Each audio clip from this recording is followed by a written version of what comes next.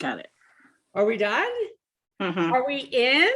We're in. Oh my goodness. Hi, everybody. My name is Berend McKenzie. I am the 2021-2022 Catalyst Theater Confluence Fellow, a BIPOC fellowship for creators to create the work that they want to see in the world. And I am a playwright, a screenwriter, actor, activist, and just a Muppet. I'm really a Muppet. And today my guest is my fabulous friend, Rhonda Simmons from Fredericton. Hi, Rhonda. Hi. Good to see you. You too. We've been friends for a really long time, and I'm just so thrilled to highlight her work. I'm just going to read a little bio, and then we're going to get into some conversation. Rhonda Simmons is a descendant of Black Loyalists who came to New Brunswick in 1983 following the American Revolution. She is well known for her thought-provoking assemblage art, which often addresses issues of women, race, and power. Rhonda is a mixed media artist, an altar maker, an assemblage artist, a tea maker, a storyteller, and an expressive arts facilitator, and an avid baker, which I have not had the privilege of having your baking, Rhonda. So we're going to have a conversation about that. And Rhonda is also the keeper and tender of creative flames at Casa Sanctuary Art House. Welcome, Rhonda. Thank you for having me. You're welcome. You look amazing. Where did you get your outfit? Tell me all about it.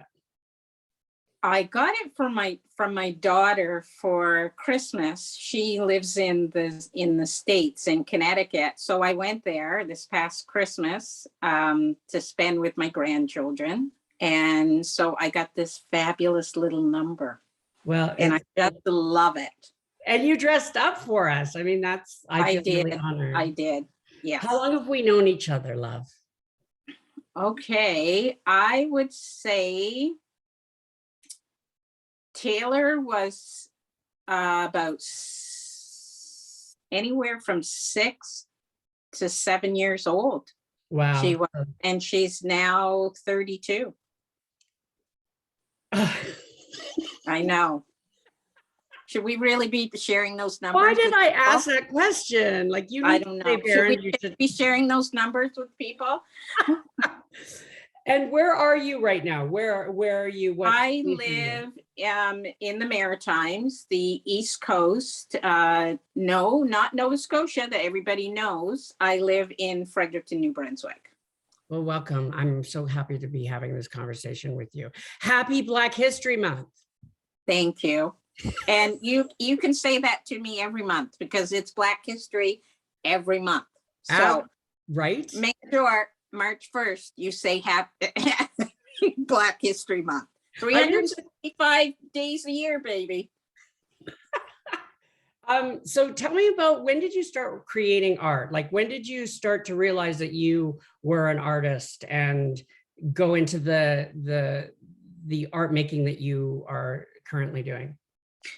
Well, what's really interesting is I had a conversation with my favorite aunt, who I just adored, about 2 years before she died, and she's been gone now for a little bit. And it came up, and she said to me, she says, "Oh, you were always doing something creative when you were a child." So she said, "It's no surprise that you're an artist. That's the path that chose me, and I chose it." From childhood, it's just been ongoing in one expression or another. And when did you go to, did you study? Did you go to? Yeah, I have. I consider myself to be a lifelong learner. Yeah.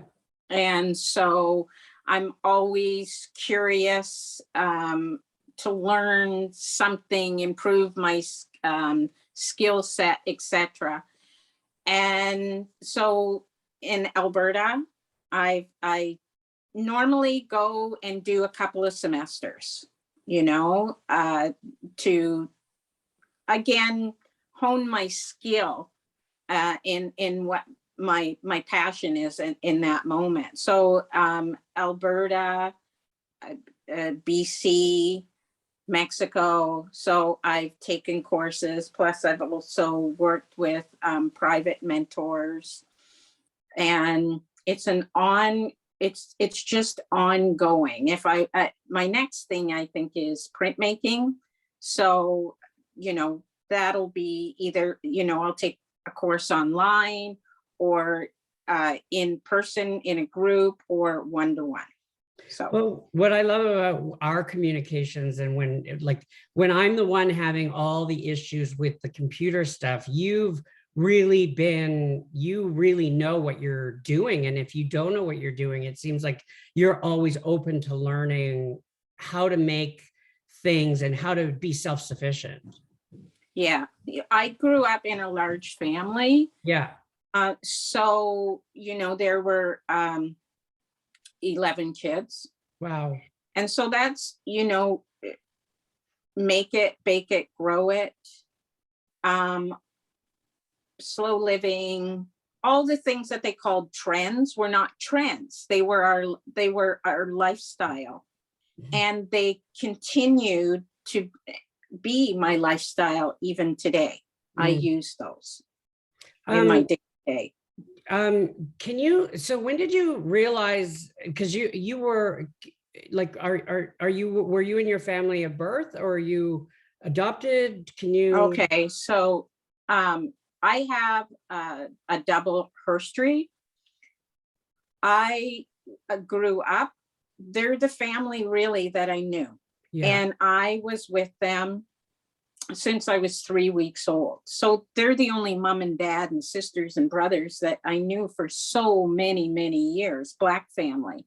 Mm-hmm. And during that time, in that time frame, they kept Black families with Black families, First Nations with First Nations. They didn't split them up, segregate them, etc. So the Taylors were open to taking foster children. And I was a permanent ward of the court. Mm. And so when they went to adopt us, there were 5 of us, 5 foster children that they had. I was the only female, and my 4 brothers. None of us were related. When they went to adopt us, in the eyes of the law, they were too old. Mm. But that's okay.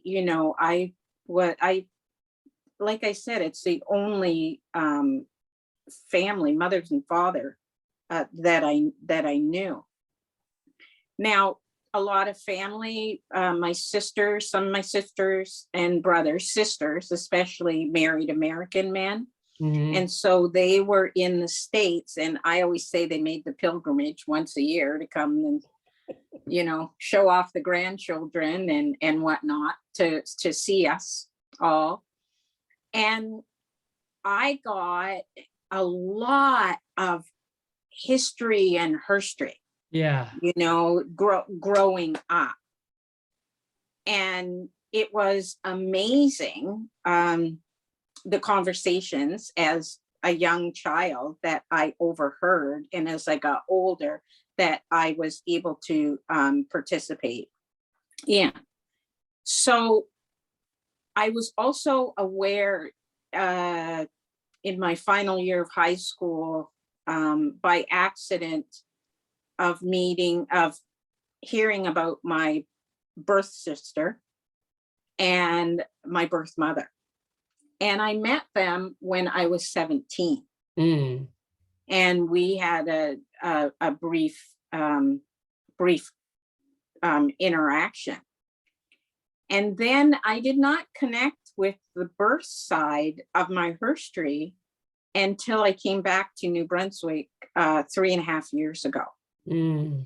And one of my sisters that I'm closest to, younger one, lives in London, Ontario. And my birth mother lives in Nova Scotia, Weymouth Falls.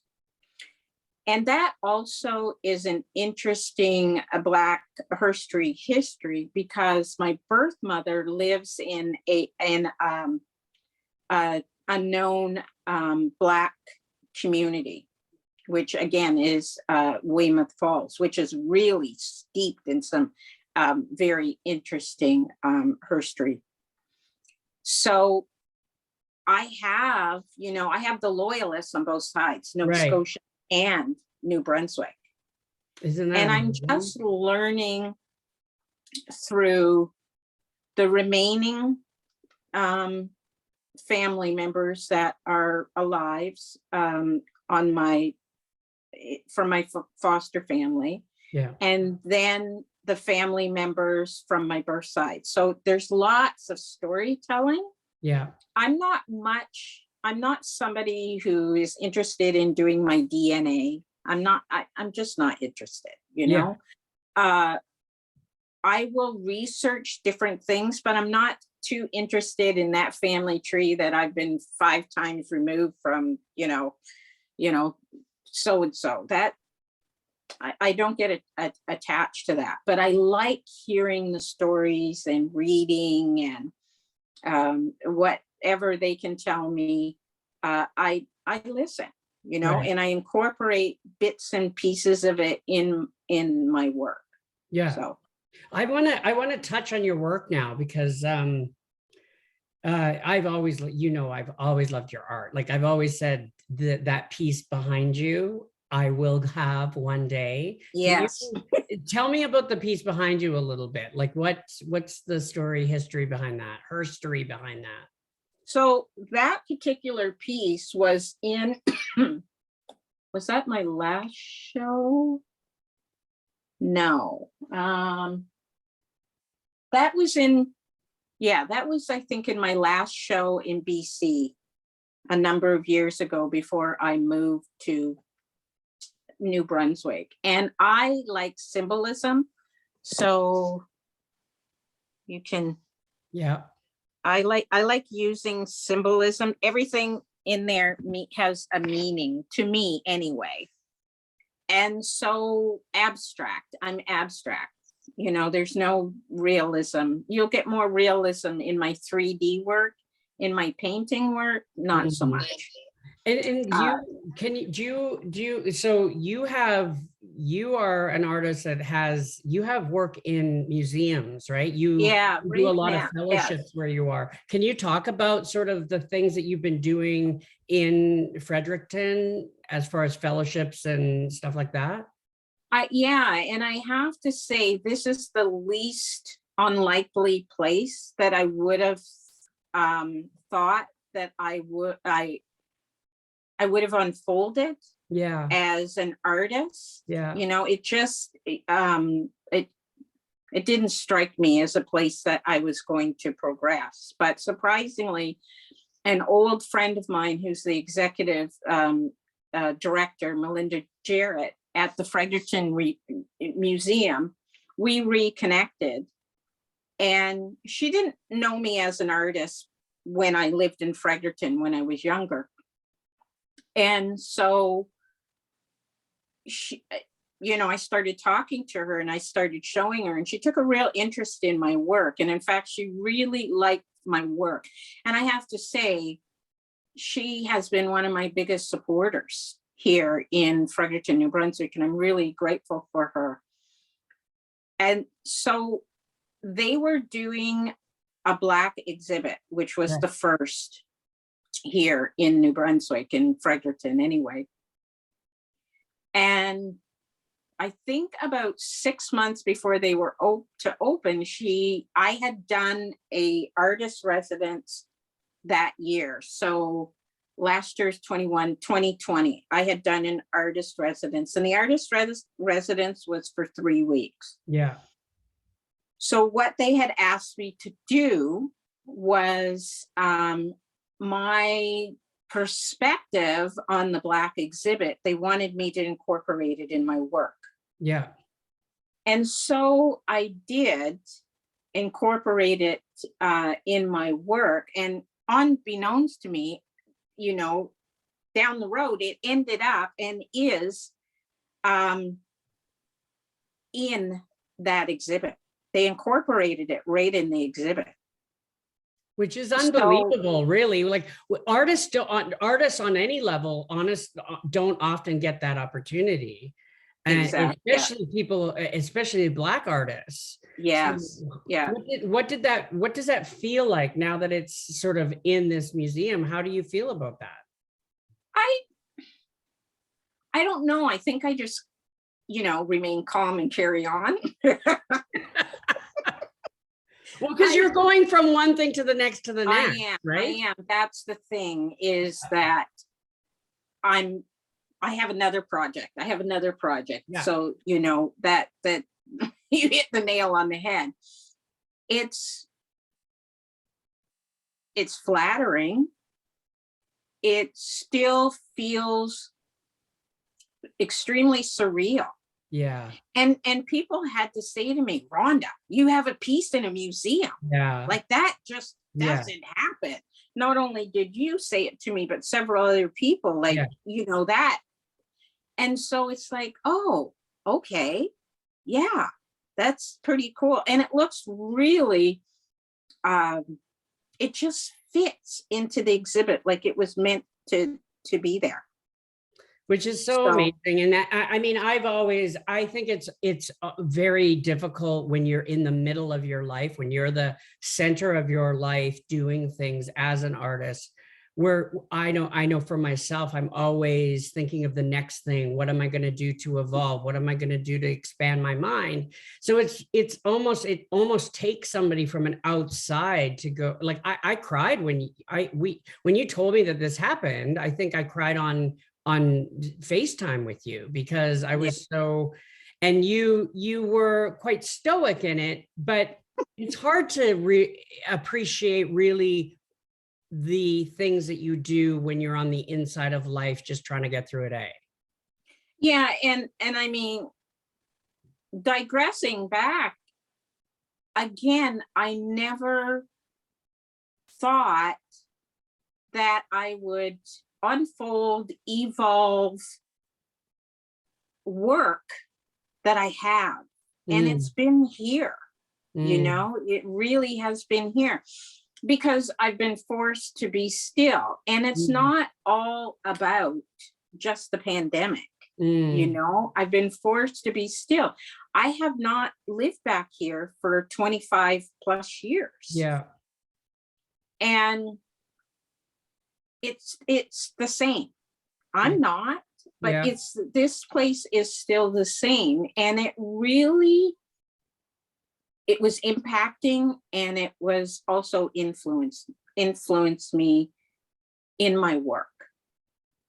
And I'm grateful. I'm really grateful. I can say that today. I'm really grateful for this time, because I feel that I have certainly matured as an artist. And also I've really embraced the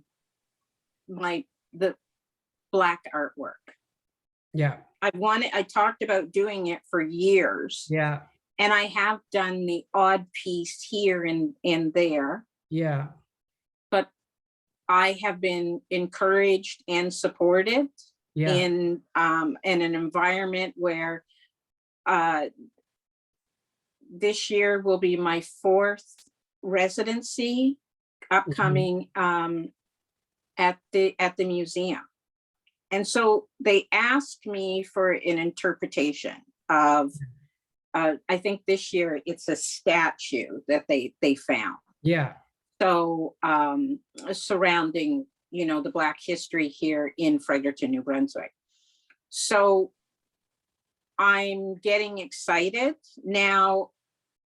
Doing a residency here, it's only been like, I have 14 days to create. 14 days. Well, and intense. I want to, okay, so I'm going to embarrass you a little bit, or maybe not. I want people to be able to see this. So can you sort of explain what people are seeing in this piece that I was lucky enough to acquire? Yeah, that's a book nook, and I have been quite enamored with home libraries, commercial libraries, the what do they call them? The little free libraries. I've just been totally enamored with them. And so that particular piece had a past life, and it had other stuff in it. So I deconstructed it, reimagined it, and reconstructed it into something that would work. So I use a lot of, throwaways, secondhand, thrift, vintage, etc. in my upcycled, I upcycle work. And so it just came to me one day when I saw this piece and I started it. I want it to be a book nook. Well, and can I read what it says at the top? Yes, there's quote. writing at the very top, and it says, "A room without books is like a body without a soul." And Rhonda showed this to me, and I freaked out. I was like, I want that piece. And I'm so glad. It's one of my favorite. It's got a little poodle. It's got a little open journal here, a little caftan to warm you up. It's really a beautiful piece of work. And Thank you, Berend. What I love about what you do is it's almost like when you are repurposing things and repurposing your own art and recycling, it is almost like you're always looking for the reinvention of the things that you're altering, but it's almost like you're constantly, that's also happening internally, right? Like you're constantly evolving and reshaping or enhancing things about yourself, it seems to me. Yeah, it's a journey. Every time I do a piece, it's a journey, and I put myself into it. I put my whole self into it. And then when it's done, I can step back and then I detach, Well, there are days like there are like a bunch of installations that you've done where Rhonda's like, you will literally say to me, I can't talk to you for a couple of days, because it's like after show burnout for me when I'm doing a play. Yes. You're just spent, you give so much of yourself, especially with the one centered around Blackness, that really take an emotional toll on you. And I love the fact that you're willing to go there with your work. Yeah, and one particular piece I have, and I've only showcased it once because it's very controversial. And that one is probably 15 years old now. And they call me a person of color. And it's a vintage cloth Aunt Jemima doll. And she is hanging by the neck in a noose off of a tree. And then you will see there's like a clothesline, and it has all the names, derogatory names that Black people have been called throughout, generations. Yeah. And I showed that I did a residency in Harrison, Hot Springs in British Columbia. And it got a lot of reaction, but I just felt, very strongly about, so that piece and that particular piece, if I was to sell that does not just go to anybody. No. That particular piece, and there's some pieces where I'm extremely particular about when they are up for sale, who they go to. Yeah. And can I ask you, where do you find inspiration? Like, where do you look to get inspired to create this type of work? Well, the world is a giant TV, It definitely is, that's the inspiration, a big inspiration in terms of what's going on externally. Yeah. And also my action and reaction to it internally. Right. So I try to bring them together and see what comes up and what I create. So this is a piece that I did for Black History Month. This is a new piece that I've done. I love it. And so on the front of it, which is a quote by Audre Lorde, who's one of my favorite, I am my best work, a series of roadmaps, reports, doodles, and prayers from the front lines. And then on the side are some of the book covers of my books that I have. I have a nice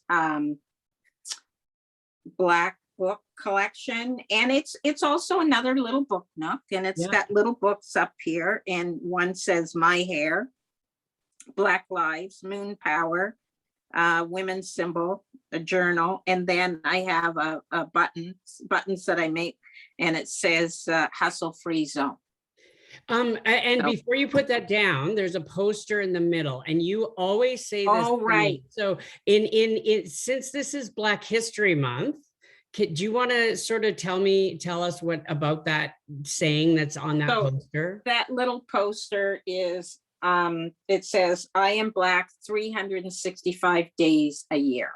Yes. And although I'm really grateful that they, that Blacks and their contributions to the world at large are highlighted, in February, I think people need to remember that I don't take the Black off on February 28th. It's like, it's permanent, Oh, wow. And yeah, it's there to stay. Blackface, yeah. I should be saying, is it? Not, is it? Yeah, and so I think it's important to remember that, it's 365 days a year. Yeah. And it's nice that we get a month, but it's, it's ongoing. Yeah. Like history doesn't stop. It will not stop at the end of this month. Yeah. There will be more contributions, more awareness, more insights. So that's just how I strongly feel.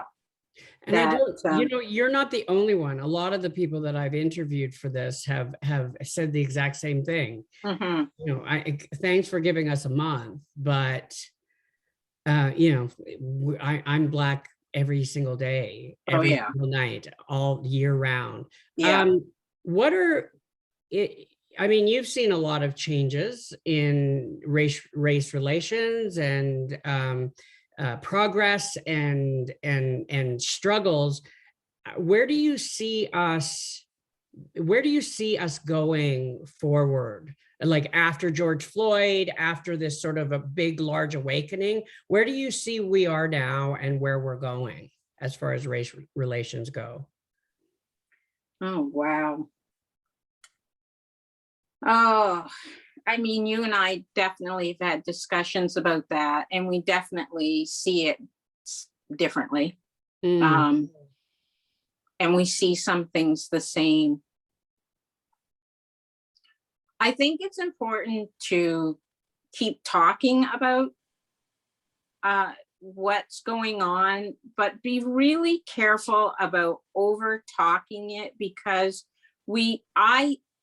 I've seen it not only with what's happening now, but I've seen it with other major issues, is that we forget what the start point was. And we're all in it, and we're all want to be heard, and we, and after a while, like sometimes and this is what happens for me, is sometimes I just can't hear you, because I've heard it's, people are just going blah, blah, blah, blah, blah, blah, blah, blah, blah, blah, blah, blah.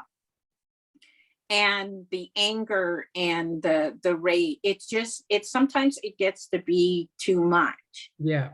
I think that as a culture, as a race, that we're going to still continue to push forward for that visibility. Yeah. And I live in a place that visibility is, I just shake my head sometimes, Way. and it's just really sad,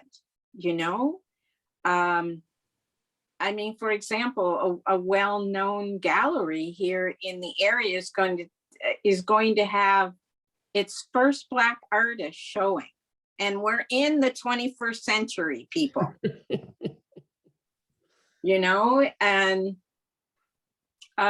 And sometimes I'm not as interested in engaging in those conversations, whether it's with Black, white, whatever the color, sometimes, because, and I've asked people, where are you going with this? And what is your point? Mm-hmm. And so I think we definitely are unfolding, but I tend to keep my eye more sort of on the arts. Yeah. Because being an artist, on what's happening there, I've seen some amazing stuff. Yeah. I'd like to see more visibility for Black Canadian artists. So I really, really would like to see that. But Toronto is doing that through NIA Center. Right. Which is going to be the first Black art center for, all of the different forms of art in Toronto. And that will be fantastic. And I hope that will spread out right across Canada. In terms of we shall overcome. We're not there yet. Yeah. And we may not be there in my time or your time, Berend. Yeah. Maybe my grandchildren's time or their children. But you know what I love about, I'm going to interject here. What I love about your work is that when we are gone, I think that's what makes me an artist, and what you have an artist's heart. Like, no matter what station in life you find yourself, you are always creating art. You could have, toothpicks and a glue gun, and you would find a way to make that something that is meaningful. And when we are gone, the legacy that you are leaving behind, even though sometimes I'm sure it feels like, why, what am I doing this for? It's really impactful, the fact that you're leaving this massive body of work that is vital and really speaks to where you are and where we are as a culture now, and where you've been. Yeah. And so it's very interesting, because I think although we're supposed to be all one, each province is different in how they treat their Black culture. Each province is very different, you know? And so I have a voice, and I use it through my art. Yeah. But I also will speak it too. If I have something to say, and you know that too, Berend, if I have something to say, then I will say it. Yes, you will. Then, and then it's like, okay, I'm moving on. Yeah. So, yeah. Does that answer your question? Yes, absolutely. Clear enough for you? Fabulous. Yeah. You're amazing. We do have to wrap up, but before we do, I'm wondering if you could give everybody some of your contact information as far as where they can find your art, You have art kits. Can you give us a little sort of Sure. where your pieces are? Yeah, I have a website, and it is Casa Sanctuary, all one word, .com. And when things make it into the shop, then I have a shop online, and they are there. Also, I'm on Instagram, which is casa.sanctuary. And soon I will be doing a newsletter. And I also have a blog on my website too. So I will have the two of those linked in the near future. And because you're now starting to do more speaking engagements, which yes, is I amazing. am. So if somebody is interested in booking you for a speaking engagement, can they just get a hold of? Is there a way for them to get a hold of you? They can get a hold of me through my website. Okay. So my contact information is on my website, or you can use info@casasanctuary.com. Amazing. Thank you, Berend. Oh my God, I love you so much. And I'm so grateful that you took the time. And I've always loved your work, and it makes me, when I see your work, when I know I like work, I become giddy, like I'm meeting a rock star. And so you have shown me, like, as soon as you showed me the shadow box here, I was like, I want that. I know. Right? I didn't even get to put it in my shop. You didn't even get, I robbed you of that opportunity. I know. I love these things. And for those watching that are interested, they are all unique. They are all different, and they can be hung on a wall. They can be put on a coffee table. You could probably even take it into the bath if you wanted to. Yeah.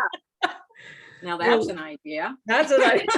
I love you so much. Thank you so much for doing this. And I want to thank everybody. Please get out there and support and meet a Black BIPOC artist in your neighborhood and get to know us a little bit. Thank you, Rhonda. Thank you. I love you so much. Love you back.